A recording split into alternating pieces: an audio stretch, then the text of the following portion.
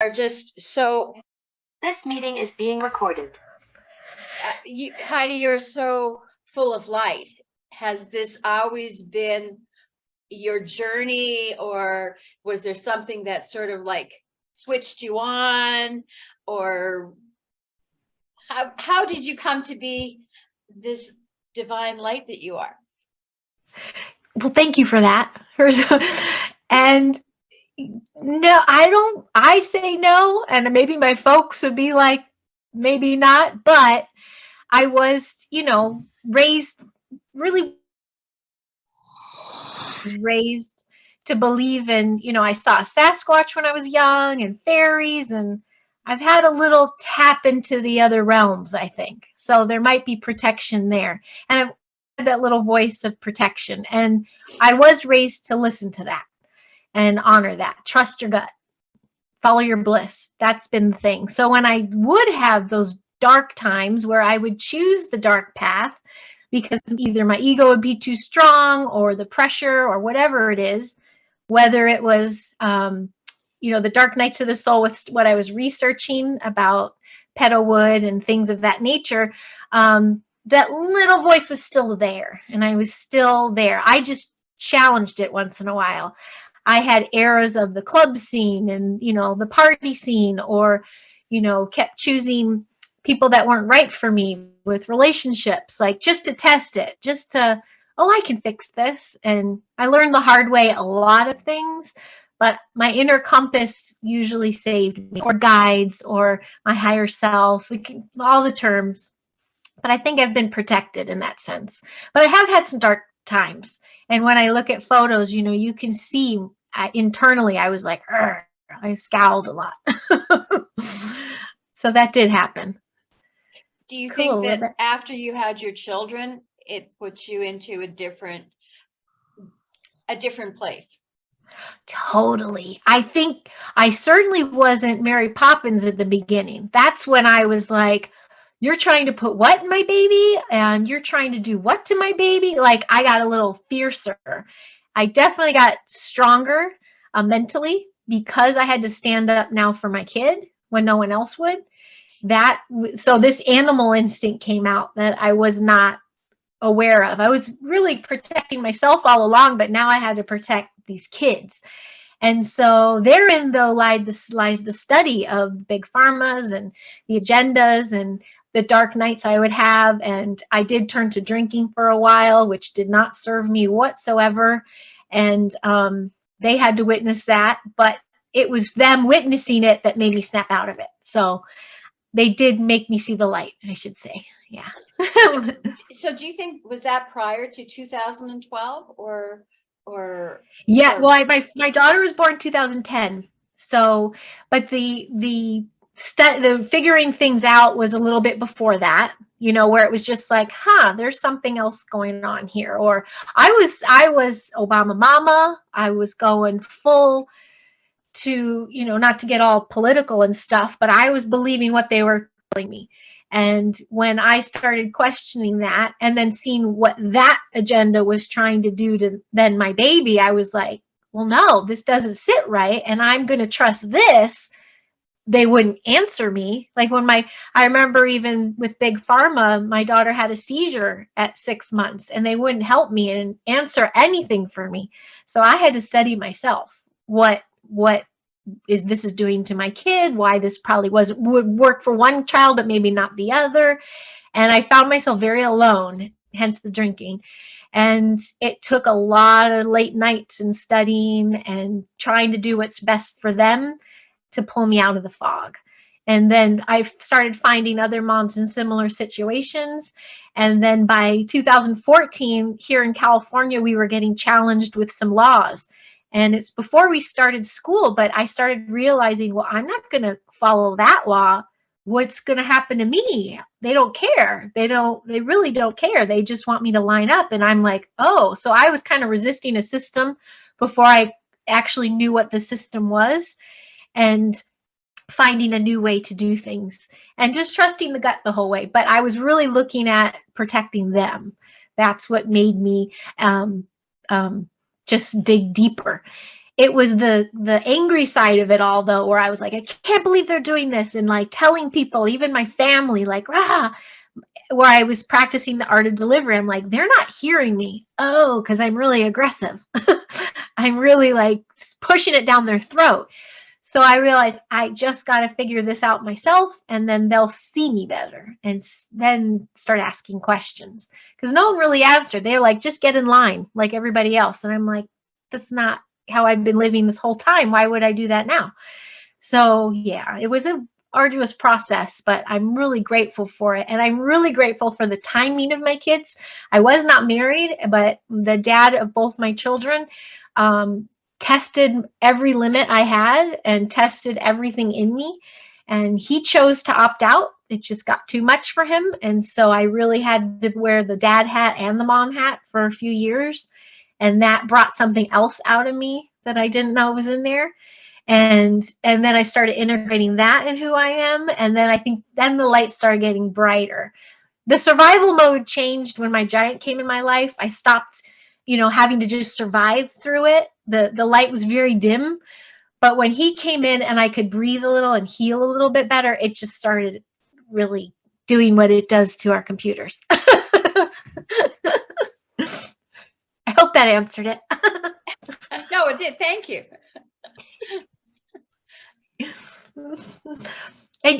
But yeah, I appreciate sharing these journeys, because I think there's so many out there that are activated by their kids. They think they're challenged by them, but I'm like, try looking at it in another way of being activated. So Because it's as bringing you were something going out of through you. through the challenges, I'm going to ask you how if you were able to integrate the fact that you were trained as a teacher. Were you then able to approach this as problem solving like you would from that position, like dealing with unruly kids? So how would I deal with this? Did you bring that aspect of yourself into play? Well, I know as far as with the training, a lot of it was early childhood. So I thought I was buying myself time. Like, well, they'll just be with me for preschool, kindergarten, because I did that. And then by then there'll be a choice for me to go to school. So I was integrating it in that sense. I had old curriculums, and the animated part of me is really good for little kids. But it was when my son was born and my daughter was turning 3 that I got introduced to. I already knew about galactics. I'm an experiencer. I'm a childhood abductee myself. I believe myself and my mom are part of the hybrid programs. Like, that's a whole nother thing. But my son was going through night terrors, and I couldn't wake him. I couldn't shake him. And I seen things during the day. So no amount of training prepared me for my son having to go through that with him. I had to learn more about the reptilian agenda, how things were affecting me now differently. And no finger play was going to help with that. Like, I was looking at some dark stuff. And it was when he could speak that I was realizing he was saying there's lizards in his room, or he'd point in different corners of the room and get really startled and then try to tell me something scared him and went away. And then I'm like, okay, there's no training that would get me ready for this. I got to figure this out. And then dove even deeper into more stuff. Because it was all fairies and love and light and, angels and beauty. And now I'm like, oh, dark nefarious. And that's also when I tied the drinking. I'm like letting all this in, as well as their dad had addiction problems. So we had this entity attachment issues. We had our space, our home was taken over by many different entities, and I had to work on how am I going to clear that myself. And a lot of dirty work happened. So that's why with this New Earth education, teaching parents stuff like that, you don't get that in a normal school nowadays. So I'm like, I want to normalize that. So when we did shut down and left Waldorf and never went back because they continued masking and agenda, I started a pod in my backyard with a teacher who subscribed to conscious parenting kind of lifestyle. And we're teaching meditation and the power of crystals and channeled drawing and light language. And we just tried doing new things because I'm like, power's in my hands. I'm not on any state list. I don't get charter funds. I'm kind of deschooling and unschooling as I go. And then with that power and the healing and health with me, like totally cleaning up my body and mind, everything came clear and faster and which direction. And everybody kept hearing that helped assist this. So lockdown was really enjoyable. We had a lot of parties and found a lot of other people that felt the same way and are like, there's got to be something different. And I'm like, let's do it ourselves. And so we did until I found this beautiful learning center that's been around 6 years. And they do subscribe to Rudolf Steiner, which is a Waldorf education. However, they're an enrichment center. They're not a school. They're basically a small business. And if you're a homeschooler, you can go there to get that classroom feeling and the curriculum done for you. And now that's where I work. So I put my kids in there for a year by themselves. They loved it, but then I started doing my vlog, more vlogging. I'd been doing it a couple years, and then I'm like, well, that's only 3 days a week there, and it's pretty far. Let me see if they want me to work there for the day, so I don't go back and forth. And I'm teaching again, so it kind of came full circle. Yeah, it's really fun. So what are you actually teaching? I'm an assistant in the 4th grade. And so I work with a lot of 9 and 10-year-olds, which is fun because my son turned 9, but he is in the 3rd actually. And I'm just assistant to our lead who, this is a really fun backstory, but he actually won Project Runway years ago and nobody knew about it. He's like, he left that system too. And he's like, and minimum wage pretty much. But his son went through Waldorf and he believes in Rudolf Steiner and the mind, body, will of the child. And he is like such a gentle soul. He's so gentle. And so he has been a teacher for a while. So he's the lead teacher and I assist him and I float to whoever needs me wherever. And I don't think I'd want to take on my own class because you are dealing with homeschool parents. And to me, that's like a bunch of feral cats. Everybody's doing their own thing at their own time. So it's a lot. So, but I am bringing in the divine feminine, my mask, and we share the classroom. My son in 3rd grade, his class is outside. It's like old school. And because the 3rd grade curriculum is all about hands-on and farming and biodynamic gardens and building. And so he's engrossed in that. And my daughter's in the middle school. So it goes to 8th grade, but we're trying to manifest more because we really it's like a system in place already. Mm-hmm. And they know what I do. They welcome the woo-woo.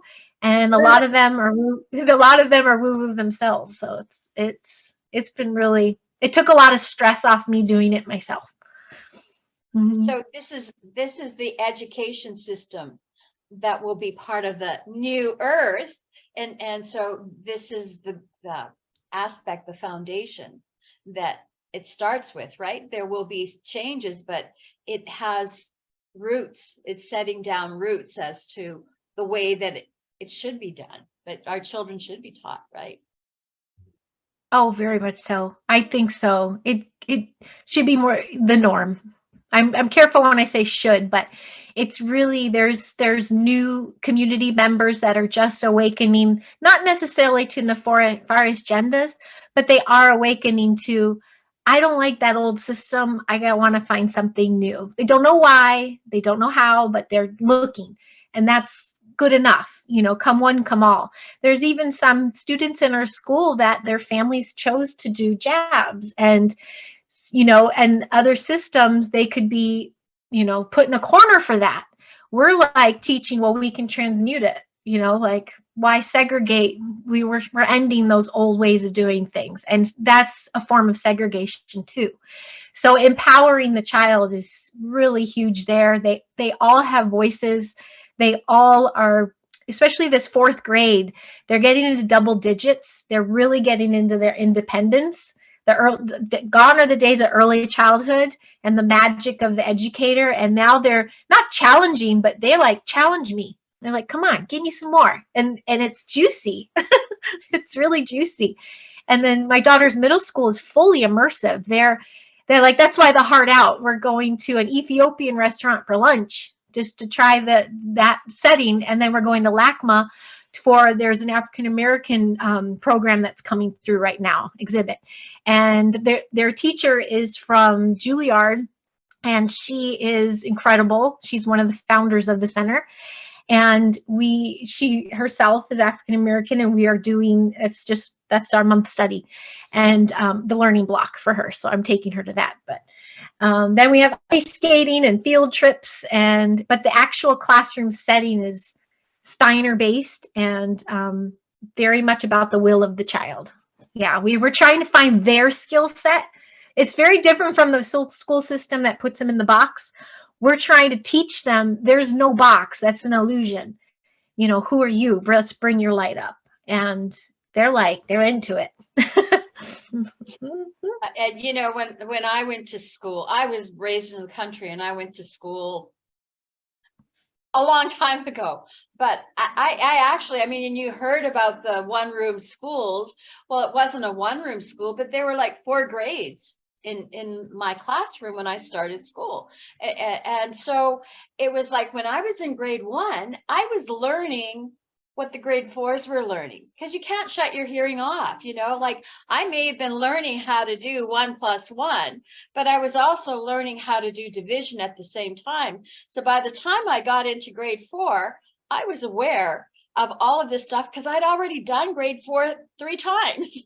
Wow. You know, Isn't so that cool?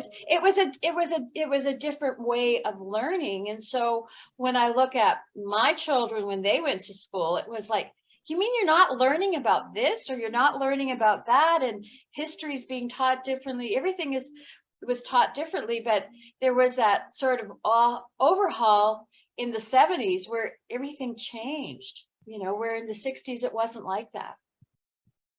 I see that. I can believe I see that. Well, weren't there were some programs that started getting put in place, and they're like, we got all our future little parts that are going to feed the cog or the system. You know, let's sit them at a desk, make them sit still. And then when I was teaching part-time in Chicago, that's when Big Pharma came in. Oh, they're unruly? Here's some medication for that. And I was like, oh, and you just saw lights go out. And I was like, whoa, I'm out. And so that was when I did not have the strength to go, hey, what are you doing? You know, don't do that. I was just like, I don't want to be a part of this. Now I'm like, hey, what are you doing? Hey, look, now there's another way to do it. Come over here. So that's how I think we can shift the planet. And there's our future. We focus on those generations, the younger generations, and empower them and give them their strength and will to be their best selves. And they all came here with gifts. They each are encoded with their own special gifts. And we're trying to like give them a safe space to bring them out and honor them and then fuel them. Like the artist over here is in the same class as the cognitive, maybe physicist over here. Let's develop a learning block that honors them both, you know? So my daughter's 6th, 7th, 8th in one classroom. And some, you know, are still very challenged by even just spelling and essays and things. But each of the assignments, there's always a graphic to draw. There's always something to assemble. So all these different parts of the child put a part of the assignment together. And then that gives them a feeling of success, and then the feeling of achievement, and then they want to see more.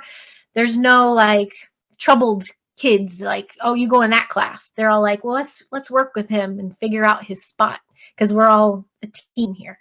And there's a lot of camaraderie, and there's a lot of boosting each other up just from the kids. So that's kind of cool too to see, which I didn't see as a kid. There were cliques everywhere. Yeah. One question: do the kids learn cursive writing? That's the standard. That's the basic. Oh, thank goodness. Yeah. That's the base. And everything we do, we chalk drawings. I mean, I got to share pictures with you of the beautiful chalk. Everything is chalk and, you know, cloth and all first part, you know, very not man-made, very natural materials. My son's desks outside were built and his feet are in the dirt, and like on his wooden desk with his wooden graphite pencils. They, in first grade, they start handwork, and they have to whittle their own knitting needles, and then they become theirs for the curriculum for their school career. And so handwork is really a part of it. Strings instruments, even like they can choose guitar, violin, or cello. And it's more of just that hand-eye coordination. Even if they don't continue the journey, it's a class each week just for that. And I'm just mesmerized at what these kids can do. And now we're writing our play that we put on in the spring. And these memorization they do, I used to do that for a living. And I'm like, I know how hard it is. And they come back the next day with their part down. And I'm like, what? Because their brains are untouched. They're beautiful. They're fresh. They're raw. They're not tainted. So all those the magic of the old world way of doing things, really. And the ethereal, the spiritual, they talk about like fourth grade, it's Norse mythology we went through, and the Yggdrasil, I think I'm saying it wrong, which is like the mother tree of earth. We tied it to like Avatar, and then paint these things, and then there's the ice realm and the fire realm, and it's not heaven and hell. It's just they're getting these concepts of dark versus light at a young age. Yeah. And and I will say this, that it's not just here. I think there's groups like this everywhere. I think these things are popping up everywhere. Like the woman who founded this and her husband, were homeschoolers, but they wanted a facility, and they're like, well, we'll just do it ourselves. We stumbled upon this beautiful property that's in LA, but there's farm animals, there's rolling hills, and it's beautiful. So the places can be found, and there's 4 schools and stuff. I have friends in Oklahoma and Minnesota and Wisconsin, and they have found places that are kind of similar. They're just off the beaten path. So we're just bringing them to the forefront now. Because of this agenda that happened and that 2-year downtime we had, it was a chance for everyone to look around and say, is this what we really want to do? And then change it if it's not. And so that happened. Yeah. So is that just her system, or is it like more like an association? Right. It's her. She has mentors, and it is very Rudolf Steiner based, which is very much the Waldorf way of doing things. Which the Waldorf in California, the WISC, Waldorf Institute of Southern California, they went agenda. We have some very popular Waldorf schools out here, but it's atrocious what they charge to even go. A lot of celebrity go there, and a lot of celebrities send their kids there. It's like college tuitions. And the Waldorf education in Europe is public. That's like it's what you hear about in Sweden and the Netherlands and the successful programs. That's very Steiner based.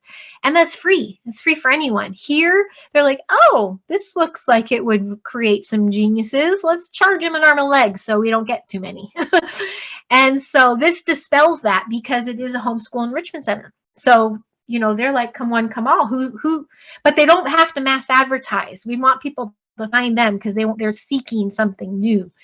I'm actually going to have her come on to my little homeschool mom series and talk about the center, and some of the teachers that are there, the educators we call them, they're going to share their experiences and how they found it. So I'm excited for that. It's just so busy right now that we just got to find a time to let them do that. So if somebody's watching this right now and they say, oh, I wish we had something like that where I lived, how would somebody go about getting something going like that? Like, is there they could join or anything like that? I don't think it, honestly. I think people should start shifting their thing about, I need to have someone else do this for me, and I think they just need to do it themselves. And if that is overwhelming, you build your team. You find the safe space. You just start. You put one foot in front of the other. This whole 2-year lockdown thing, so many people realize, well, I can get a teacher and do that in my backyard. And some of those classrooms are bigger than the public schools classrooms, and it just starts growing. But I think reaching out for community is a good idea. But and a lot of social media, that's where it comes in play as a good thing. You can find those like minds online and just say, hey, who else is interested in this?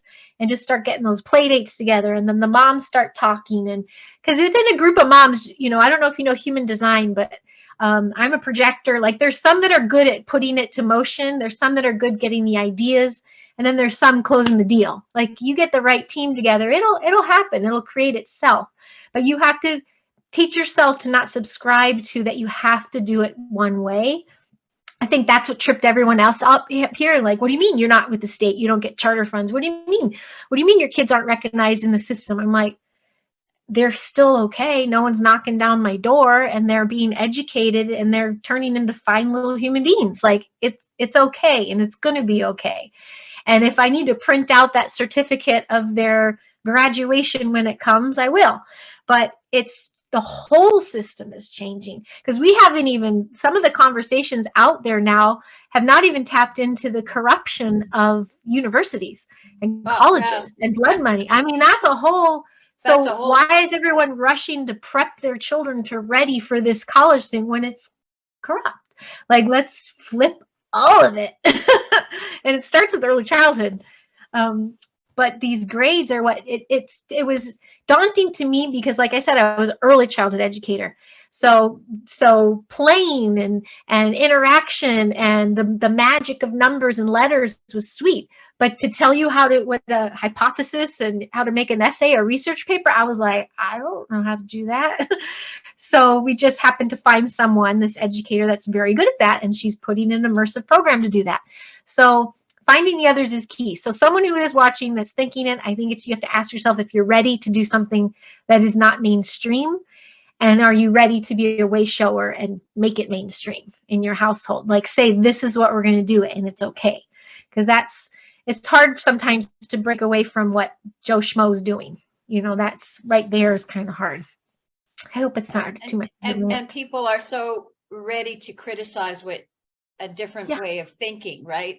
And so that a lot of people will then just sort of pull away from it because they have their self-doubts. They know in their heart that they want to do something, but it's getting the support around it. And so I think, like you said, with social media, reaching out, play dates and all that stuff, then you start to get that feeling that, okay, there are other people who think like I do. Exactly. That's it. We're not by ourselves, we think we are, but really it's, if you look around the room, it's like, okay, who do I approach here?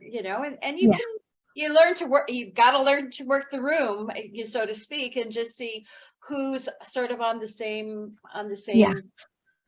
path or same idea. And figuring out your own child. Like, what is good for them? Is this desk classroom setting even good for them, or do they need to learn on their feet?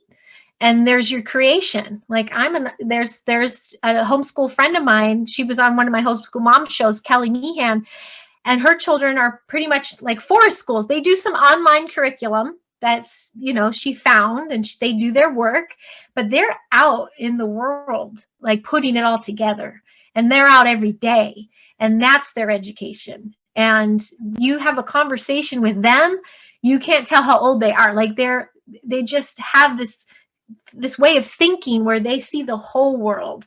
They're not just right here. What do I have to memorize? So, and that's a mom who's like, I'm going to do something different. And she did.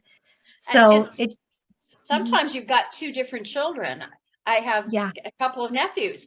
One is like, he can read books and, like, I read that book, I've done this one, and I'm bored with school. And his brother is like struggling with all of those ABCs, but you put him outside and you put him with the animals and the dirt and all of that. And he's like, I'm going to be a farmer when I grow up. And that's all he wants to do, right? So you know, you're struggling as a parent. How do I deal with two different children here? Yeah. So it's like, and the system doesn't work for either one of them. Right. Right. Yeah. It was intended to create little machines, I think, you know. And bless all the teachers that are trying to get in there and flip it like themselves. I know some in LA Unified that are doing something. Once the door closes in their classroom, they're trying to lighten up their kids. But there are some systems, I think, that are meant to collapse, and we just have to let it. We have to step aside and let it fall.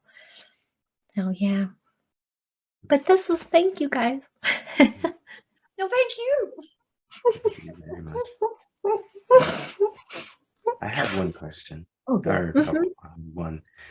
I was just wondering about, so when the kids first start early on in grade 1 or kindergarten, do they have like a history or a remembrance of maybe other lives or other situations like that, and have space to be able to acknowledge and present that? Space to be able to acknowledge it for sure. And I think some things come out, especially during art. We do a lot of watercolor. There's some stuff that has been said that make me go, what did you say? Like, I saw that on Jupiter, you know, things like that have been said. I think one of my favorite stories when it comes to stuff like that is there's a little girl in my class that I swear she reads my mind, and we checked it and she was, and I do it right back to her. And we play with that. Now we just have fun. Like, she'll do that look, and I'm like, don't worry, it's almost lunch. Like, I'm hungry. Like, we're talking to each other there. And is it freezing again? Your volume went out again. Yeah.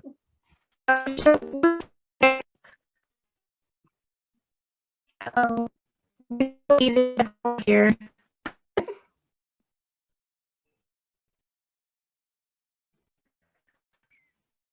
You're muted, Erika. It's time. Wow. Erika, your mic is You're off. muted, Erika. Yeah. I said, well, we just have to come hang out with you again, Heidi. Yes. And it's really exciting to see the new show, and we'll put that link down in the description bar. But you're going to continue to do what you need to do for the kids, and it's really exciting because, like, as a mom, and I'm just watching all the options that I put in front of my own son, that there is definitely a call to something has to change, something has to be different. Children have to have a more expression and control over the classroom and the things that they want to learn. And this cookie cutter idea, I don't know, I think a part of it comes from the no kid left behind, the no child left behind thing, where it's forced people into this, even further into an educational mold that, I don't know, you know, it seems like every kid has to take algebra, geometry, and algebra 2, right? But not every kid is interested in math. But then they're taking away the collective learning that comes from, if I taught you something more direct, like game design, here's where you would apply the math. This is where you would apply code. This is where you would apply the communication with the English or the language while you're reporting these things, where now it becomes this collective thing that you learned instead of isolating each unit and separating it, because this isn't really how the world is run, right? If I have a job and I do advertising, I still have to use something with creative design, something with language, and, you know, put together different concepts where going and just separating math from the equation is different. So with my own son, he started doing what's called unschooled. And so you could turn in a class such as photography, but isn't there some math in the photography as well? There's these different elements. And so you could turn this one subject in for different segments of education where it's not just isolated into just English and math. And please don't get me started about every year talking about MLK every year or talking about slavery every year, because that's like one of the most annoying things I think that we're doing is trapping children's mind into that time set, number one, but then also the delusion that this is the only thing that Black people did. And now I got to make all white children afraid. We were talking to someone's child the other night, and we were asking for a description of a person in her dream. She was too scared to say that the man was a Black man. She didn't even know how to say it. Like, she was petrified to say that the person was a Black man. And I was thinking to myself, oh my God, we've gotten to the point where like kids don't even know how to communicate or how to say, Describe a person because they're so afraid, you know. Now, I haven't been in a situation where someone's come at me with how I identify or anything like that, but I have no energy for that kind of talk. Thank you for saying that. Because you saw me describe earlier, we're going to the museum and there's the African American. Like, I caught myself. I'm like, is there a way I'm supposed to say this right now? I felt for my own thing. Mm-hmm. Some people are afraid to say, they don't want anybody to say Negro. So are you going to change the United Negro College Fund and the NAACP, right? The word Negro is in both of those. So unless you want to disseminate the names of those things, I don't know what to say about what we call each other anymore. I would like to get back to where it seems like we had already broken down so many walls already, right? Because we had Eddie Murphy and what's his name? Richard Pryor. And we got all the N-words out and we got all the white people jokes, Black people jokes out. And it seemed like everybody was being like, oh, okay, like, let's get comfortable. You know, the 60s are over. It's 80s and 90s. It's like, we're different. Let's accept that you're different. I'm different, but we're still the same. And then it just seems like this concerted effort to be like, no, we're not the same. And to reinsert slavery and racism back into the culture. Because I can look back at movies we've watched, like even the Cosby Show, right? Different races of kids. Even like Beat Street, Electric Boogaloo, all the hip hop. Well, it would have been like the beginning hip hop culture just showed what? Spanish, Puerto Ricans, Asians, whites, Blacks, and all together in these movies where now we saw what? Even the radio, completely an all Black channel and an all white channel, MTV, BET, like everything had to be ripped apart and resegregated all of a sudden. And I'm thinking like, do you not notice kind of what's going on? And, you know, I know that there is racism because there's some truly people who really don't like white people, don't like Black people, don't like Asian people. I think we kind of forget that there's more kinds of people in the world and we kind of just isolate everything into Black and white. So that's like this freaky thing that's going on, but that there's just such a heavy burden on children. It's a burden. It's a heavy burden. That's the beauty of Los Angeles. You got a little bit of everybody. And that's why I open our center, a little bit of everybody. And the kids just say, are you a good human or are you even human? Are you a good person? Are you a kind person? That's right. The base of the education. I don't think teachers should be coming to class talking about their gender or their sex lives. How about you just shut up? Because I don't want to hear that nonsense. Because I see a lot of articles about the teachers are the one. And it makes me understand too that why during the medical Holocaust, when your kid was online talking to the teacher, they wanted your parents out of the room. Well, I witnessed abuse when I was babysitting the young man, how the teacher was yelling. And for my own son, the teacher writing in all caps and demanding that the camera be on. And I'm like, well, I'm standing right here and I'm in my undergarments and, you know, we might need to turn this camera off every now and then. So, but I don't need you yelling at my son. But then sometimes too, what is it that you need to talk about with my son in private, especially with the sex ed class, that you need it to be absolutely private, you know? So it just makes you bring your kids back. Like, well, let's bring it back. you know, and Yeah. I feel like this too, when it comes to kids getting in trouble for bullying and things like that, or for being bullied, because it seems like you get more trouble for being bullied than you do the actual bullying. The kid, I'm still trying to understand this, but if you can't tell me what my son did 5 minutes before he punched this guy in the nose, then you are at fault, not my son. And I would rather take my son's word for that, what happened, instead of, you know, you. I always told my son, come home and tell me whatever happened. I don't care what it was, even if you are at fault, come tell me what happened, because I'm always going to take your side. And I think people have to understand that they have to advocate for their kids more than the system. And I think some people just maybe disturbed that they're being bothered. Like, there's a note coming home and you're upset because the note coming home. Find out what's going on in your child's head. A lot of the things that were being said to my son, he would not even repeat it and wouldn't even tell me. He tried to keep all the burden for himself because he didn't want me to be upset. But we don't, you know. Right. I just feel like we should talk to our kids more and ask more questions of our kids than we do of these so-called YouTube celebrities and these real celebrities. Like, find out more about your kids as much as you know about any celebrity. How about that? Well, this way, with the Enrichment Center, we have councils in every class. You know, we communicate. We sit it down, especially in a circle. You face each other. And even in my son in 3rd grade, at the beginning of the year, there was a situation where they were just playing at ball in recess, and the kid's like, "You're not any good at it," or something like that.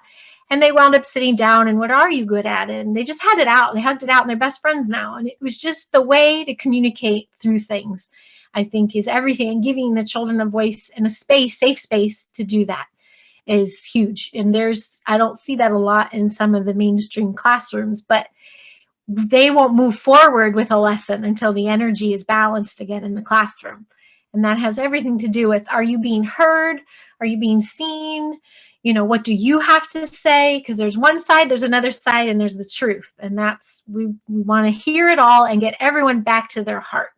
Are you communicating with your heart? Are you feeling, are your hearts hurting? Let's figure this out. You know, there's just, that's kids get it. Kids want to be heard. Kids want to tell their story. Well, guess what, Heidi? As much as adults want to be heard and felt and seen, understand that children have the same desires as you. They're just you. They're just smaller, but they have the same desires. And if we approach our kids this way, you know, wow, you know, understand and listen to their voice. Yeah. So, yeah. Well, there you go. These little humans, we're responsible for these little humans. And yes. And I'm responsible to take a couple on a field trip, so I'm going to have to head out. Right. I appreciate your time. I thank you so much. Thank you, and thank you so much. It's such a pleasure to talk with you again, Terry, and to meet you, the gentle Canadian. Pleasure. And Erika, thank you again for reaching out and all that good stuff. Oh man, I'm so excited. Will you come talk on mine? Yeah. Girl, I got a lot to say. Let's all round table. Let's keep it up. Let's do another I would love to get together, especially with some moms and some single moms and just some people who are concerned about, you know, just everything. So much, you know, to deal with these little hearts that we are in charge of, you know. You know, I don't want his inner child to come haunt me when, you know, and him try to put me in a nursing home one day. So people better recognize you're going to need your kids one day. Yeah. Have a great afternoon. What are you doing on your field trip? Well, we're all meeting at an Ethiopian restaurant downtown LA. Okay. Have fun. Yeah. Good. Yeah. And my daughter's like, I go, it's like India food. I go, we're going to eat with our hands. She's like, oh, good. But we're going to learn about all the different spices and, you know, they're going to have a presentation. Oh, good. Have you had? We're in the museum. It's the museum. I got to put the armor of God for that. I didn't get to LA museum talk with you, but we won't go get it yet. A lot of topics. Yeah. But there's LACMA and there's some exhibitions that coincide with their learning blocks, so they're very excited. So, and plus they just like to see each other on our off days. We're at the center in the classroom Monday, Tuesday, Wednesday, and then Thursday, Friday there's either field trips or get-togethers. My daughter's in like Dungeons and Dragons groups now, and we get together. And then, yeah, then you're supposed to homeschool and do the rest of the curriculum homework. So we got to jump and do that. Got to do a little bit of homework. But thank you again so much. I hope to see you all guys again soon. And thank you. And thanks for those tuning in. For sure. Sending Much you all love. much love. Bye, you guys. Bye. I'll just jump out.